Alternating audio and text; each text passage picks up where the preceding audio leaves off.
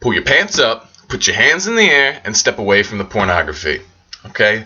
You are not relapsing today.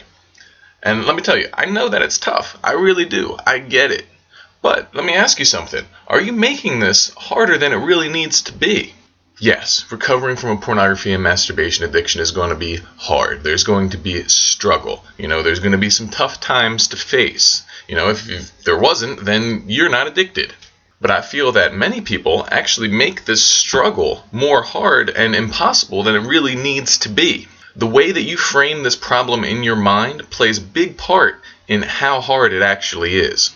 So for example, if you imagine that you are going to be in this impossible struggle with yourself where, you're going to constantly get your butt kicked and relapse and, never really get over it, if you believe that's what you're going to get, then that's what you're going to get. So what you need to do is you need to have a realistic but positive perspective on this journey. So you need to think that this is something I can do. This is something that I will constantly grow stronger in the process of, and it will become easier and easier as I become more badass and more in control of myself. So don't make this harder on yourself than it really needs to be. Don't set yourself up for failure by thinking you have this impossible struggle ahead. Set yourself up with a positive mindset. Find a way of looking at this issue that works for you and allows you to continuously add day after day onto your streak until you are fully recovered. So welcome to the Sacred Sexuality Project, where we help you live a higher expression of your sexuality. And as you can tell, I'm not in my normal environment today. I'm actually home visiting my family, and because of this, I only have the webcam that is on my laptop, which is not as good as the one I normally use, so I apologize for the decrease in quality. But today, what I wanted to talk to all of you about is about relapse. Okay, I know this is something that you don't want to be planning for. You don't want to be relapsing. You don't want to set yourself up for failure, like I just said. But at the same time, relapse is a reality that many of us will have to face. So the important thing here is making sure that you extract value from your relapses and you don't let them become a wasteful, negative experience.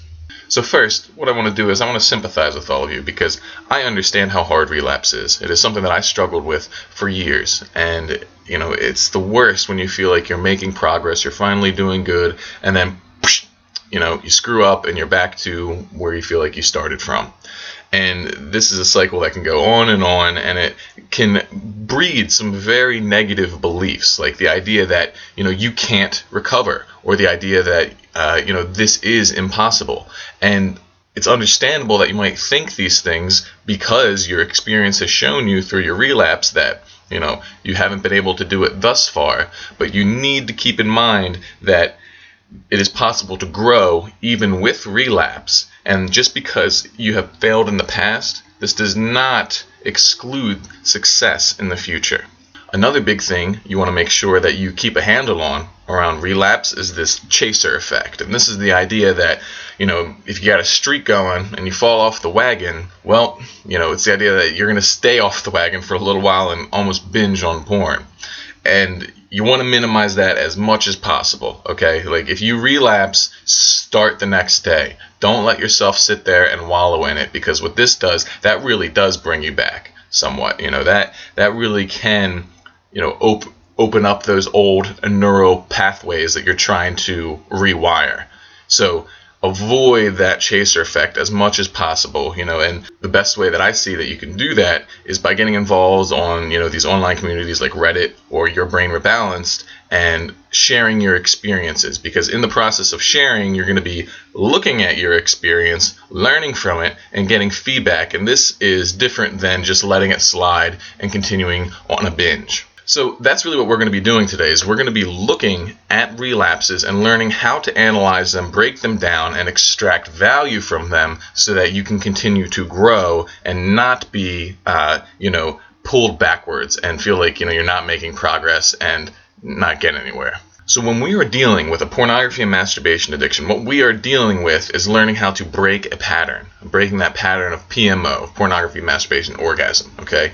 So when it comes to analyzing a relapse, what you want to do is you want to recognize if there's any kind of pattern going on here.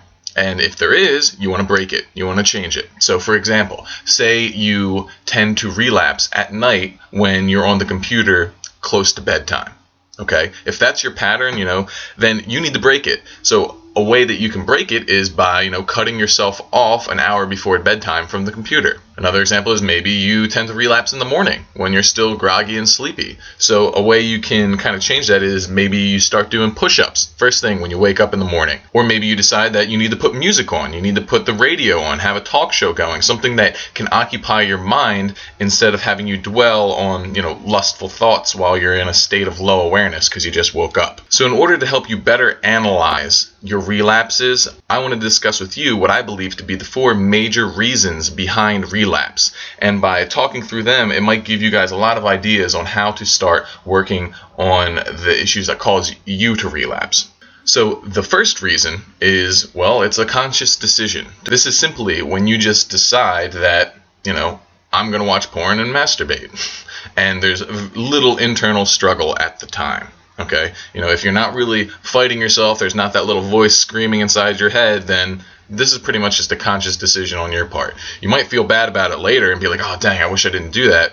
But if in the moment you are not really fighting yourself at all, then that's a pretty conscious decision. When you find yourself relapsing because of this, then to me that says you need to work on your priorities. You need to get clear on why the heck you're even trying to do this in the first place. Because if you don't have conscious, well-formed, meaningful priorities, then it's going to be very easy for you to, relapse. So in order to get clear on your priorities, you need to make them much more concrete. So if you have never actually spoken your reasons for quitting pornography and masturbation to anyone, or written them down or anything, then chances are your reasons are actually somewhat hazy in your mind, and you need to solidify them. So the way that you do this is that you ask yourself, why do I want to get over PMO? Really, why do you want to?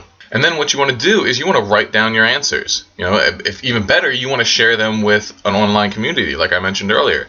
By doing that, it reinforces it. It allows the thoughts to become much more clear in your mind. Or even better, try and find someone to talk to about all of this. Just share your feelings with someone who can understand and appreciate what you're going through. These reasons need to be reinforced in your brain if you're ever going to actually care enough to make progress.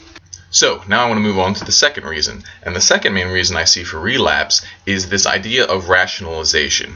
It's when you get an urge and that little voice in your head pops up and it starts giving you all the reasons why you should relapse.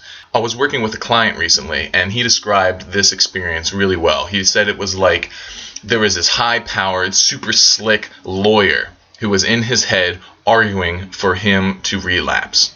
He said that this lawyer had all the answers, all the smoothest arguments, and it was he couldn't even argue with him. He just found himself losing and then giving in.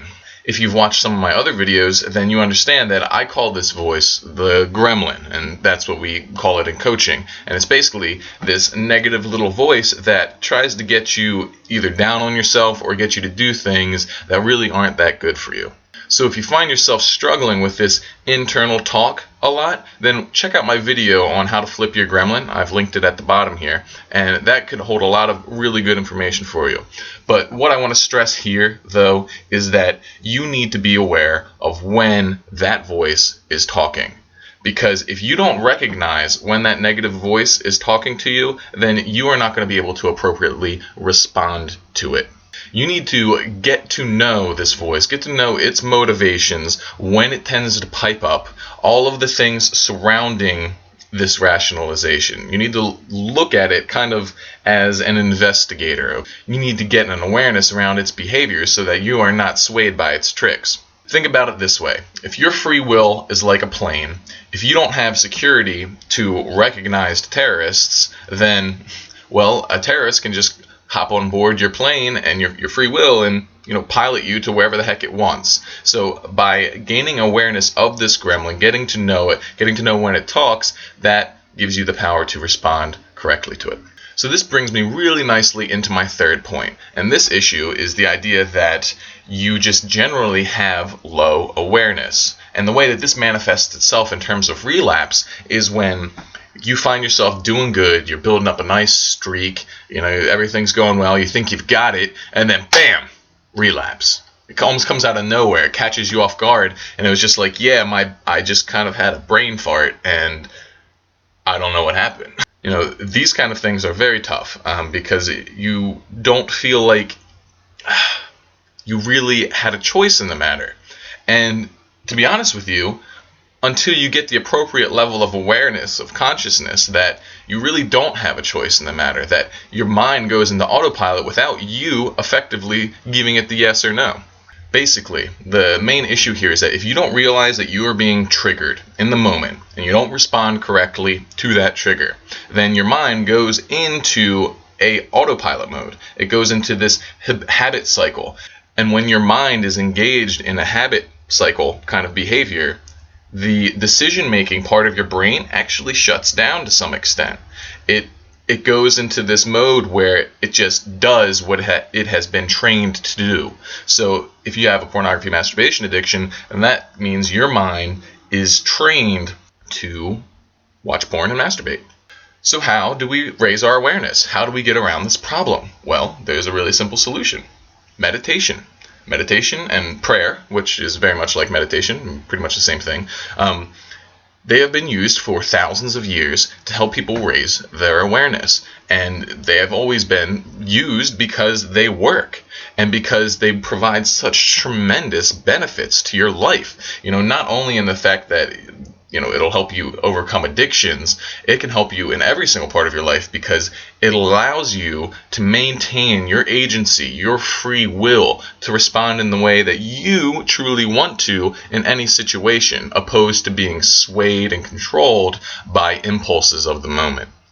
So meditation is something that I'm very passionate about. I've been doing it for years and I could talk about it forever. So if you want me to do a full video on meditation, then let me know. But right now, all I'm going to say is I'm going to give you guys a quick and easy way to start meditating if you haven't done it before. If you want a more in-depth guide, there's a million online. So here's what I want you to do, okay? I want you to find a nice, comfortable place to sit down. I want you to close your eyes, and I just want you to watch what happens, okay? I want you to imagine like you are watching this internal movie inside of you, of your senses, of your thoughts, of all the things that you feel. Okay, because it can be really interesting. Sit there and close your eyes for a while. There's a lot of stuff going on. If you've never done it before, you might be blown away and even a little overwhelmed. Okay, the main thing is just observe, and this observation is the awareness that you're trying to cultivate.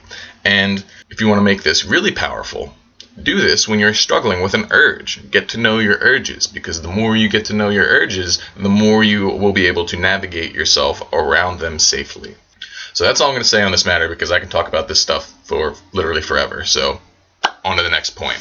The fourth reason why people tend to relapse is simply because they're not willing to face discomfort. And if you've watched my other videos, you know that I'm all about this concept, this idea that we need to be able to get comfortable with discomfort. So if you haven't seen any of my other videos and you want to get acclimated with this concept, then check out my video about the master habit, where I get very in depth in dealing with discomfort and all of the benefits of it. But the basic idea here is that we use pornography and masturbation as a way to escape. We use it as a way to escape from being horny, from being bored, being anxious, being lonely, being whatever negative emotion that we do not want to feel. We can use pornography and masturbation to alter that feeling so we don't have to experience that discomfort. Problem is, obviously, it doesn't let us run for forever, and it does catch up with us.